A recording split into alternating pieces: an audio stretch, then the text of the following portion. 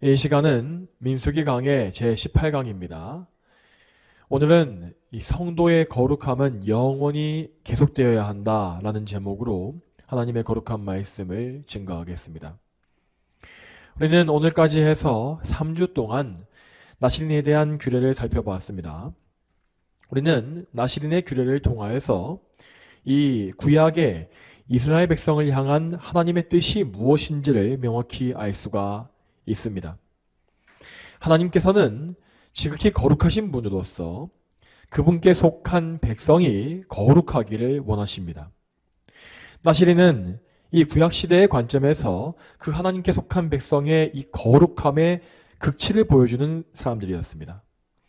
그들은 거룩한 백성 이스라엘 가운데서도 좀 더 특별하게 구별됨으로써 지극히 거룩한 자들로 자신을 하나님께 온전히 바친 것이었죠.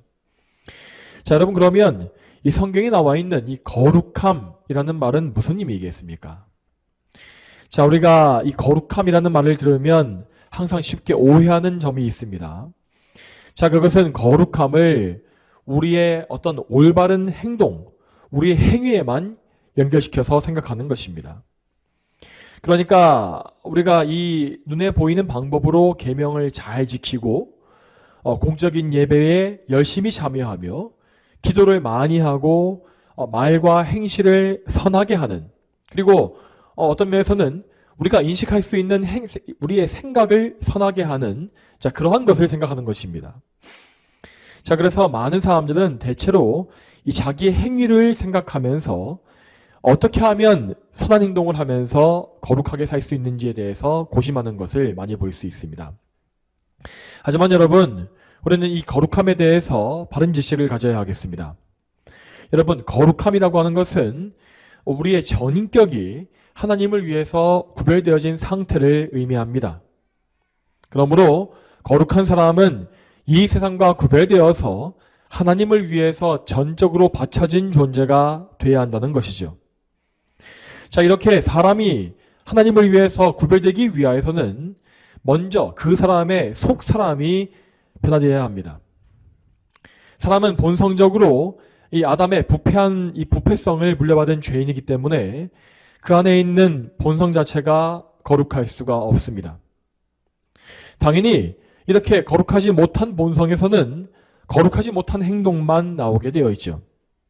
자, 그러므로 이 본성의 개혁 없이, 우리의 속 사람의 개혁이 없이 우리의 겉의 행동만 고치려고 고심한다면 그런 사람은 결국 바리새인과 같은 유선자가 되든지, 아니면 도저히 행동을 고칠 수가 없어서 거룩함을 아예 자포자기 하든지 둘 중 하나의 길로 가고 말 것입니다.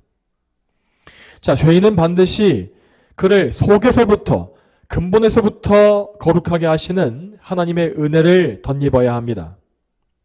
사람의 속 사람을 거룩하게 하시는 사역은 바로 성령 하나님께서 맡으신 사역이시지요. 성령께서는 우리의 마음을 새롭게 하시고 우리의 지성과 감정과 의지 모두를 변화시키십니다. 이것을 신약성경의 비유로 말하자면 그분은 돌 올리브 나무 가지와 같은 우리를 참 올리브 나무의 줄기에 접붙여서 완전히 새로운 사람이 되게 하시는 것입니다. 이 접붙임이라는 것은 곧 거룩하신 예수 그리스도께 우리를 연합시키는 것입니다. 성령께서는 예수 그리스도를 기초로 우리를 새롭게 하시며 또한 예수님으로 말미암아 우리의 속 사람을 새롭게 태어나게 하시는 것입니다. 이렇게 우리의 속 사람이 새롭게 변화되었을 때에 비로소 그때부터 우리는 거룩한 열매를 맺습니다. 그 거룩한 열매가 바로 외적으로 보여지는 우리의 행위입니다. 여러분, 성도가 행하는 모든 행위는 절대 그 근원이 자기에게 있지 않습니다. 앞에서 말한 바와 같이 속 사람이 성령으로 변화되지 않으면 사람은 절대 선한 행실을 할 수 없기 때문입니다. 성도는 그 안에 계시는 성령님의 지배 가운데 있고 또한 그 모든 선행의 능력을 그리스도께로부터 얻기 때문에 그래서 선한 마음을 가질 수 있고 선한 행실을 할 수가 있는 것입니다. 이 선행이라고 하는 것은 모두 하나님의 계명에 맞추어진 행실로서 성경대로 하나님을 사랑하고 이웃을 사랑하는 그러한 행실입니다. 그렇기 때문에 우리가 우리의 행위부터 개혁하기 위해 애쓰는 것은 우리에게 아무런 의미가 없습니다. 만일 우리의 행위가 거룩하지 못함을 발견한다면 우리는 먼저 나의 행실이 나오는 그 근본으로 돌아가야 합니다. 나의 속사람의 거듭남에 대해서 먼저 생각하고, 또한 내가 거듭났다면 나에게 여전히 남아있는 죄성의 찌꺼기를 제거하기 위해 그리스도와의 연합을 더 강구해야 한다는 것입니다. 자, 이와 같이 우리의 거룩함이라고 하는 것은 반드시 내적인 거룩함과 외적인 거룩함이 함께 나와야 합니다. 이렇게 안과 밖이 모두 거룩해져야만 우리는 하나님의 영광을 위한 성도로서 구별되었다라고 할 수가 있는 것이죠. 그러면 또 이어서 우리가 거룩해야 한다면 이 거룩해야 하는 목적은 무엇이겠습니까? 여러분, 우리가 거룩해야 하는 유일한 목적은 오직 하나님을 예배하기 위함입니다. 여러분, 지금 제가 말씀드리는 이 예배라고 하는 것은 우리 자신을 전적으로 하나님께 드리는 것을 의미합니다. 이 예배는 지금과 같이 함께 예배당에 모여서 드리는 이 공적인 예배를 위시하여서 우리의 전 삶을 하나님께 다 바치는 것이라고 할 수 있습니다. 여러분, 하나님은 지극히 거룩한 분이시므로 그분의 백성에게 거룩함을 요구하신다는 사실을 다시 한번 강조하겠습니다. 자, 그러므로 만일 우리가 거룩하지 못하다면 하나님은 우리의 예배를 받지 않으실 것입니다. 여러분, 우리가 하나님께 예배하지 못하고 있다는 것은 결코 작은 문제가 아닙니다. 우리가 하나님께 예배를 못하고 있다라고 하는 것은 우리가 존재하는 이유 자체가 없어져 버리는 아주 심각하고 치명적인 문제인 것입니다. 우리는 예배를 위해서 창조되었고 또한 예배를 드리기 위해서 구원받은 백성입니다. 그러므로 우리가 하나님만을 향한 마음을 잊어버리고 이 세상에 우리의 마음을 흩어놓고 있다면 우리는 지금 거룩함, 구별됨을 상실한 것이므로 하나님을 예배하지 못하는 그러한 심각한 상태에 있는 것입니다. 그렇게 하나님을 예배하지 못할 때 우리는 그만큼 우리의 삶의 시간을 낭비하는 것이고 죄악과 마귀에게 우리의 이 귀한 시간, 우리의 생명을 헌납하는 것과 같습니다. 따라서 우리는 항시 거룩함을 유지함으로써 하나님을 예배하기 위하여 예수 그리스도로 말미암아 우리의 죄를 늘 씻김받고 성령님의 능력과 은혜 안에 거하는 그러한 삶을 계속해서 유지해야 하는 것입니다. 자, 지금까지 말씀드린 거룩함과 예배의 원리를 오늘 이 구약 성경의 본문에 적용해 보면 나시린은 지극히 거룩하게 구별되기 위한 목적으로 나시린의 서원을 했던 것입니다. 그러니까 그들은 거룩하신 하나님께 최상의 예배를 올리기 위하여서 자기 자신을 하나님께 바친 것이죠. 이러한 최고의 예배를 위해서 그들은 이 나시린의 서원한 이 모든 시간을 전적으로 하나님께 바쳤고 또한 그 시간 동안에 이 세상의 모든 즐거움을 다 절제했습니다. 하지만 이 땅에 사는 동안에는 나시린의 전적인 헌신을 결코 평생 지속할 수가 없었습니다. 그들은 생계를 유지하기 위해서 여러 가지 직업과 활동을 해야 했기 때문에 나시린의 엄격한 규정을 평생 지킬 수 없었던 것입니다. 그래서 나시린은 처음부터 일정한 기간을 정해서 서원을 했던 것이고 그 서원한 기간이 끝나게 되면 다시 일상생활로 복귀해야 했습니다. 자, 그러면 여기서 잠시 생각해 볼 것이 있습니다.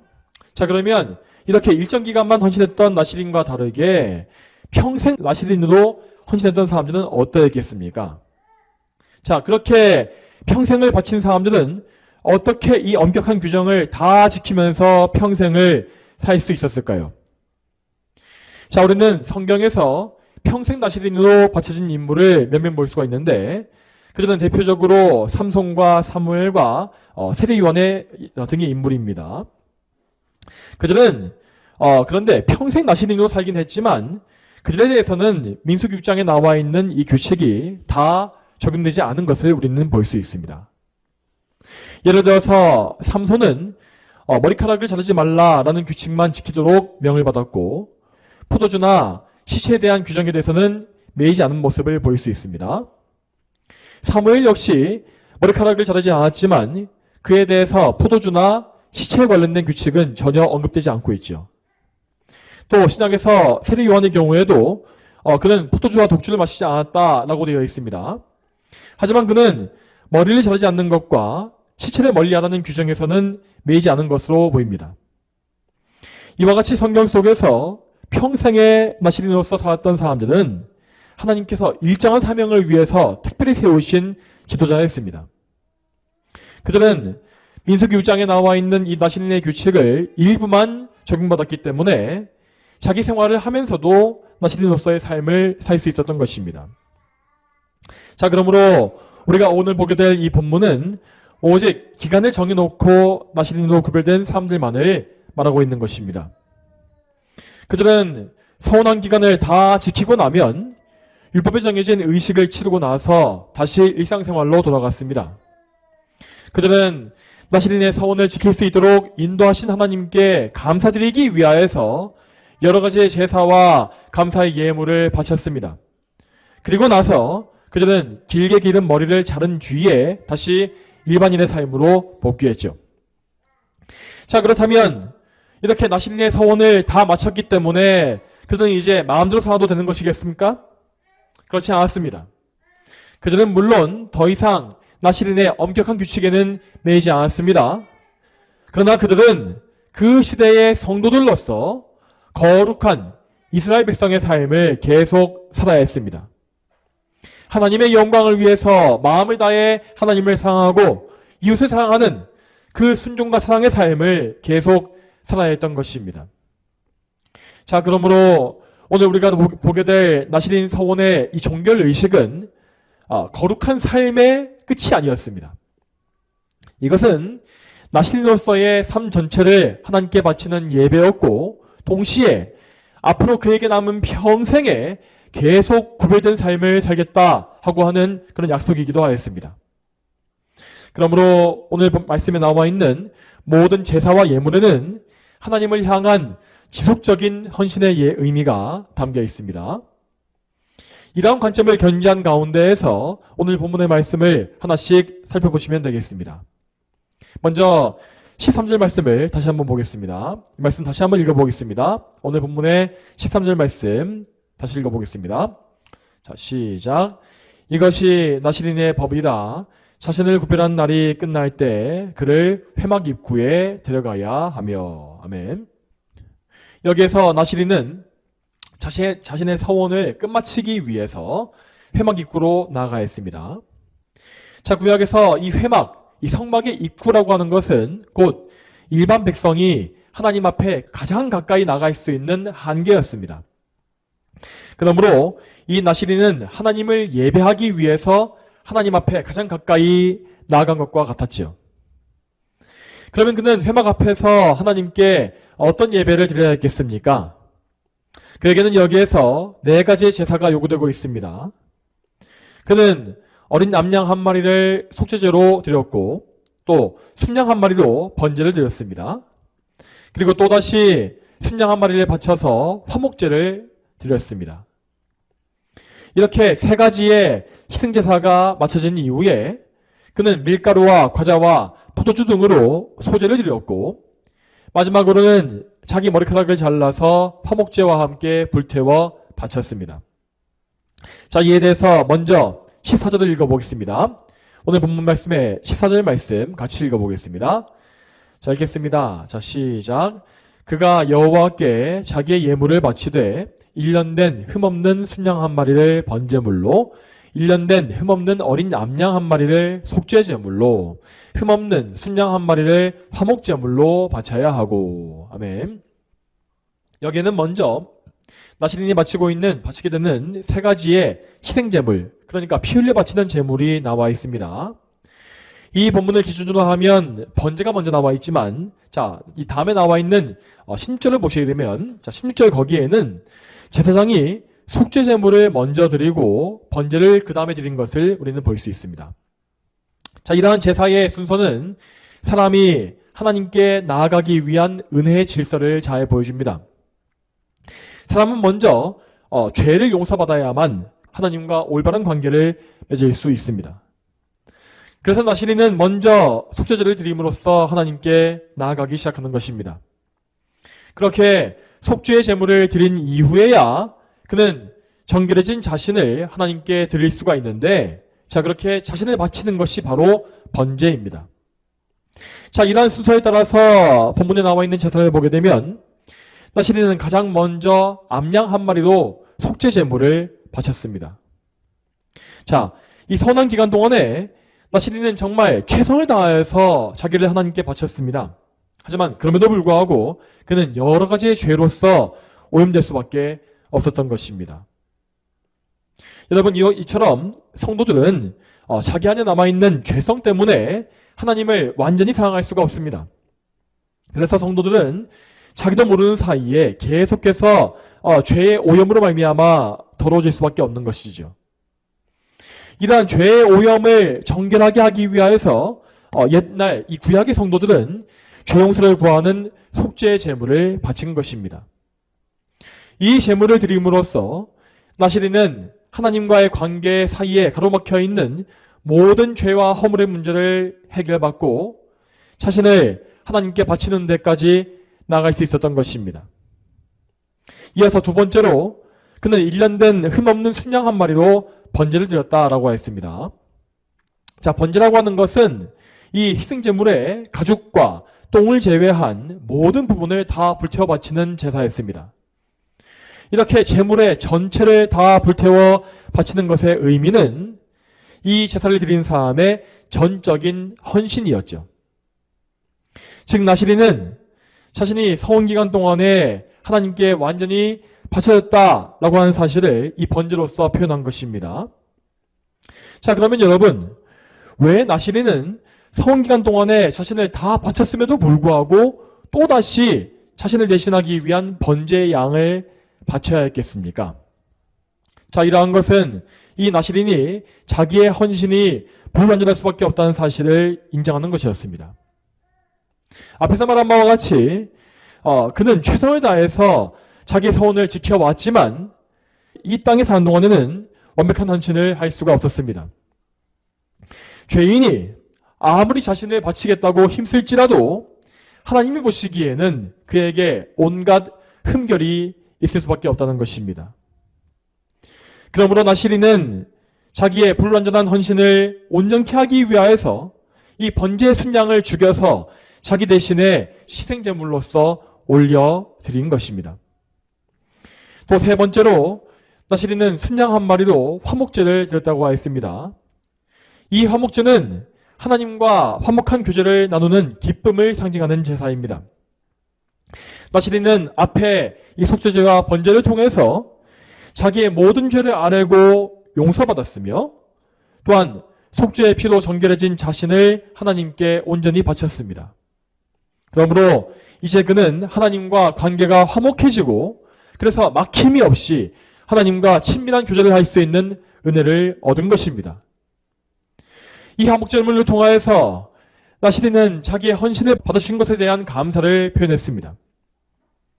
여러분, 이 설교의 처음 부분에서 말씀드린 바와 같이 사람이 지어진 목적은 오직 하나님을 예배하기 위함이라 했습니다. 그리고 하나님께서 나시린의 헌신을 받으셨다라고 하는 것은 나시린의 예배가 하나님께 연락되었다라는 뜻이었죠.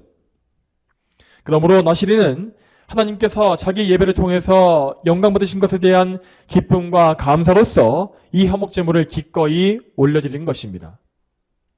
자, 이렇게 세 가지의 희생제물을 모두 드린 이후에 이제 나시린은 희생제사에 추가적으로 더해서 바치는 소제를 드렸습니다. 자, 이 소제에 대해서 15절 말씀을 같이 보겠습니다. 오늘 본문의 15절 말씀 같이 읽어보겠습니다. 읽겠습니다. 자, 시작.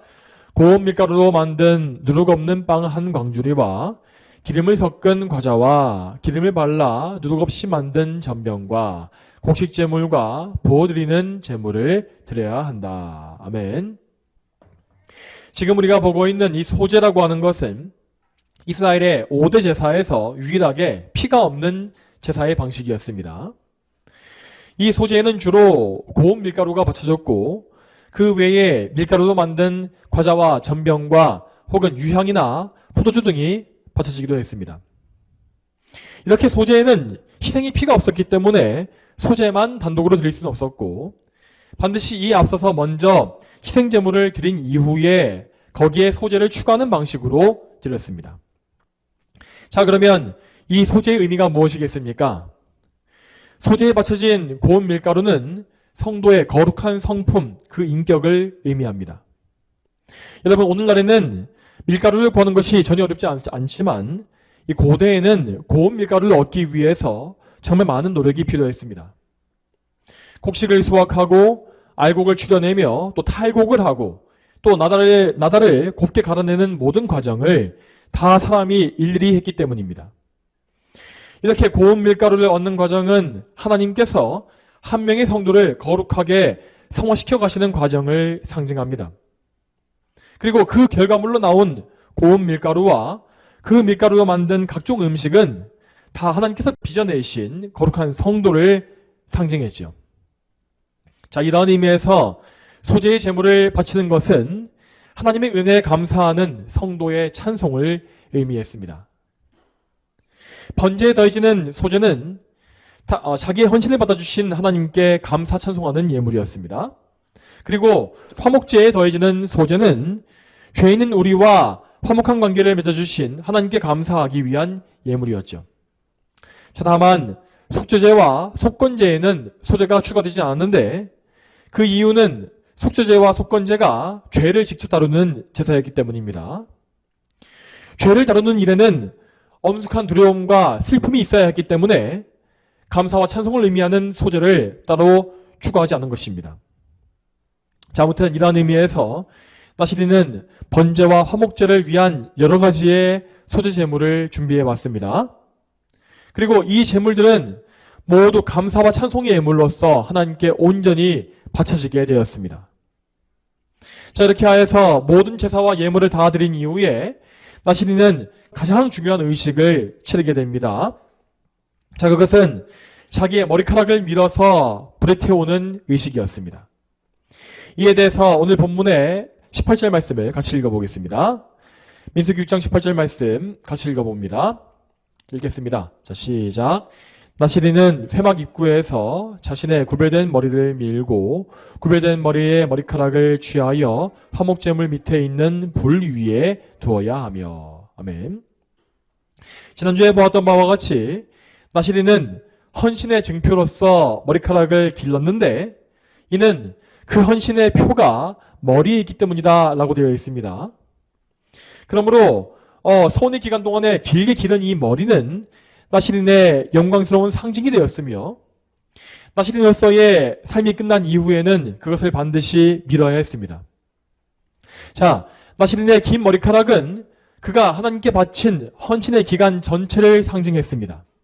그리고 그는 그 머리카락을 모두 밀어서 화목제물을 바치고 있는 그 불 위에 함께 태워서 하나님께 올려드렸지요. 이렇게 함으로써 그는 다시 한번 자기가 손에서 바친 기간 전체가 하나님을 위한 예배였음을 말했던 것입니다. 이렇게 나시린이 머리카락을 불태운 이후에 제사장은 그를 다시 일상생활로 돌려보내면서 마지막 절차를 거행합니다. 자, 이에 대해서는 19절과 20절 말씀을 같이 한번 읽어보겠습니다. 민수기 6장 19절과 20절 말씀 같이 읽겠습니다. 자, 시작. 그 나시린이 자신의 구별된 머리를 민 후에 제사장은 삶은 순양의 어깨와 광주리에 있는 누룩 없는 빵 하나와 누룩 없이 만든 전병 하나를 가져다가 나시린의 두 손에 두고 그것들을 흔들어서 여호와 앞에 흔들어 바친 제물로 삼아야 한다. 그것과 흔들어 바친 가슴과 높이 들어 바친 넓적다리는 제사장에게 거룩한 몫이다.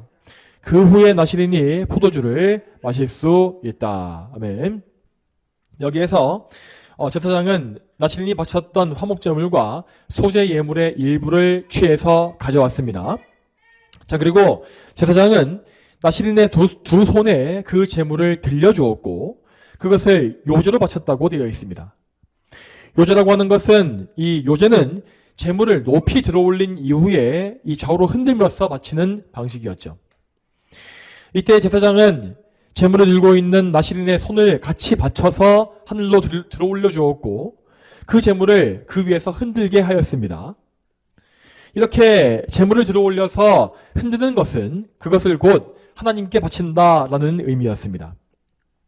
그리고 나서 제물을 다시 내리는 것은 하나님께서 받으신 그 예물을 제사장에게 주신다라는 의미였죠. 자, 여러분, 이처럼 제사장에게 제물의 일부가 주어지는 이것은 단순히 제사장의 봉급을 주기 위함이 아니었습니다. 구약에서 제물을 제사장에게 내려주는 것은 하나님께서 그 제물을 받으셨다라고 하는 명확한 증거 중에 하나였습니다. 여러분, 제사장이 취하는 이 제물은 결코 사람에게서 직접 받는 것이 아니었습니다. 만약에 사람이 그것을 직접 전달했다고 한다면 그것은 진짜로 그의 봉급이 되었겠죠. 하지만 그것은 먼저 하나님께 올려지고 그 다음에 하나님께서 받으시고서 제사장에게 내려주신 것이었습니다. 그러니까 하나님은 예배자가 가져온 제물을 연락하시었고 그 연락하신 제물을 성막의 사역을 유지하는 데 필요한 물질로서 내려주신 것입니다. 이러한 의미에서 나시린은 자기의 이 제물이 하나님께 연락되었다는 사실을 알면서 그 깊은 확신을 가지고서 집으로 돌아갈 수 있었습니다. 여러분, 또한 우리는 이 마지막 제물이 이 나시린 본인의 손에 들려서 하늘로 올려졌다는 사실에 주목해야 하겠습니다. 자, 보통 요제는 제사장이 직접 들어서 단독으로 들어서 올려 흔들어 바치는 제사의 방식이었습니다. 그런데 이 경우에는 나시린이 제물을 받아 들고서 제사장의 손에 붙들려서 제물을 들어 올려 바친 것이었습니다. 그러므로 이 요제에는 나시린이 앞으로 살아갈 삶에 대한 의미가 담겨 있다고 볼 수 있겠습니다. 나시린은 비록 제사장의 직분을 가진 것은 아니었지만 앞으로 제사장적인 삶을 살아야 했습니다. 그는 항상 하나님의 거룩한 백성으로서 기도와 말씀을 통해 하나님 앞에 나아가야 했고 또한 영적으로 하나님과 동행함으로써 마치 날마다 지성소에 나아가는 것과 같은 삶을 살아야 했던 것입니다. 이렇게 나시린은 하나님께 자신을 바친 사람으로서 하나님의 영광을 위한 거룩한 성도의 삶으로 계속 전진해 나아갔습니다. 자, 여러분, 이렇게 하여서 우리는 나시린에 대한 민수기 6장의 말씀을 모두 살펴보았습니다. 이 모든 규례들은 구약시대 이스라엘 백성들에게 최상의 헌신을 위한 방법으로서 주어진 것입니다. 말하자면 그 시대 이스라엘의 일반 백성들에게는 나시린으로서 자신을 드리는 것이 그들이 할 수 있는 가장 귀한 예배였던 것입니다.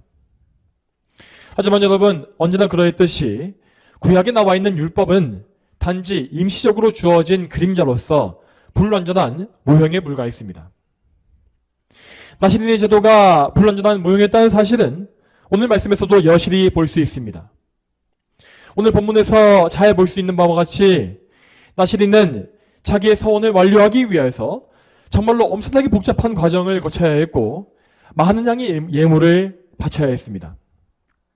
이렇게 복잡한 형식이 더해질 수밖에 없었던 이유는 그 당시에 예수님의 구속사역이 아직 완료되지 않았기 때문이었습니다. 그래서 구약의 성도들은 예수 그리스도를 가리키는 여러 가지 제사와 예물을 반드시 바쳐야 했던 것입니다. 자, 그러므로 오늘 말씀에 나와 있는 네 가지 제사와 절차, 또 여러 가지의 예물은 다 그리스도 안에서 하나로 통합되는 것임을 우리는 알아야 합니다. 우리 예수님은 정말로 오늘 말씀에 나와 있는 율법의 제도를 다 완성하신 분입니다. 예수님은 십자가에서 보혈을 흘리심으로 택자들의 모든 죄를 속죄하셨고 이로써 속죄제의 의미를 완성하셨습니다. 그리고 그분은 자신의 몸과 영혼을 대속물로 아버지께 바치심으로써 번제의 의미 역시 다 이루어내셨죠. 또한 예수님은 구속의 사역을 통해서 우리를 하나님 앞에 의롭다 하심으로 우리가 하나님과 화목한 관계를 맺도록 역사하셨습니다. 이것은 바로 화목제의 의미를 성취한 것입니다. 그리고 예수님은 당신의 이 전생애를 흠없는 예물로 하나님께 드리셔서 하나님을 정말 기쁘시게 하셨습니다. 이러한 예수님의 삶은 찬송으로서 이 소재의 의미를 완성한 것이었습니다. 또한 우리가 지난 3주간 살펴본 바와 같이 예수님께서는 영원한 나시린으로서 당신의 삶 전체를 하나님께 바치셨고 이로써 하나님의 뜻을 모두 성취해 내셨습니다. 성도 여러분, 여러분께서는 지금 예수 그리스도께서 성취하신 구속의 의미를 아주 간략하게 들으셨습니다. 이 모든 구속의 사역은 바로 저와 여러분을 구원하시기 위해서 예수님이 이루신 공로입니다. 그러므로 우리 모두는 성령님의 은혜로 말미암아 우리 자신의 죄인됨을 먼저 알아야 하고 우리의 유일한 구속주이신 예수 그리스도를 믿고 의지해야 합니다. 예수님께서 십자가에서 흘리신 보혈과 그분께서 이루어놓으신 순결한 의와 그리고 그분이 자신의 몸과 영혼으로 바치신 대속의 제사는 다 저와 여러분을 구원하기 위한 공로였습니다. 우리는 이 사실을 믿고 그리스도만 믿음으로 반드시 구원을 얻어야 하는 것입니다. 그리고 우리가 이 구원을 얻었다면 우리는 반드시 그리스도와 연합된 거룩한 삶을 살아야 합니다. 여러분, 성경에서 말씀하고 있는 이 구원은 결코 천국에 가는 것만 의미하지 않습니다. 여러분, 잘 들으시기 바랍니다. 우리는 지옥에 가기 싫어서 예수님 믿는 것이 아니고 또한 천국에 가고 싶어서 예수님 믿는 것도 아닙니다. 우리는 하나님께 영광을 돌리기 위하여서 하나님께 영원히 예배하기 위해서 예수님을 믿는 것입니다. 자, 그러므로 예수님을 믿는 성도는 이 땅에서도 평생의 예배의 삶을 살아야 하고 저 천국에 올라간 이후에도 영원히 예배의 삶을 살아야 마땅합니다. 참된 성도는 그 삶의 목적이 하나님의 영광으로 바뀌어졌기 때문에 하나님의 이름을 영원롭게 하고 영원토록 그분을 즐거워하는 그 일에 영원히 헌신하게 되어 있습니다. 자, 이러한 의미에서 우리 모두는 영적인 나시린으로서 하나님을 예배하는 예배자가 다 되어야 합니다. 우리는 우리의 머리이신 예수님으로부터 거룩하게 하시는 능력을 공급받음으로써 평생에 하나님을 위해서 구별된 예배자의 삶을 살아야 한다는 것입니다. 자, 이러한 삶에 대해서 신약성경의 말씀을 한 구절 찾아보겠습니다. 신약성경 베드로전서 2장 9절 말씀을 같이 한번 보겠습니다. 그러나 너희는 택하심을 받은 족속이고 왕같은 제사장들이고 거룩한 나라이고 그분의 소유된 백성이니 이는 너희를 어두움에서 그분의 놀라운 빛에 들어가게 하신 분의 덕을 선포하게 하시려는 것이다. 아멘. 성도 여러분, 이 말씀에서 알 수 있는 바와 같이 우리는 택함받은 족속으로서 왕같은 제사장이라는 영광스러운 칭호를 받았습니다. 자, 이 말은 곧 우리가 예수님의 몸에 속한 지체로서 예수님의 삼중직분을 드러내기 위한 일꾼이 되었다는 의미입니다. 그러므로 우리는 마땅히 예수님께서 행하시는 삼중의 직분, 그 사역이 무엇인지를 정확히 알아야 하고 예수님께서 우리를 통해서 행하시려는 일이 무엇인지를 알아야 합니다. 그리고 그 일을 행하되 믿음으로 충성을 다해서 행해야 하는 것입니다.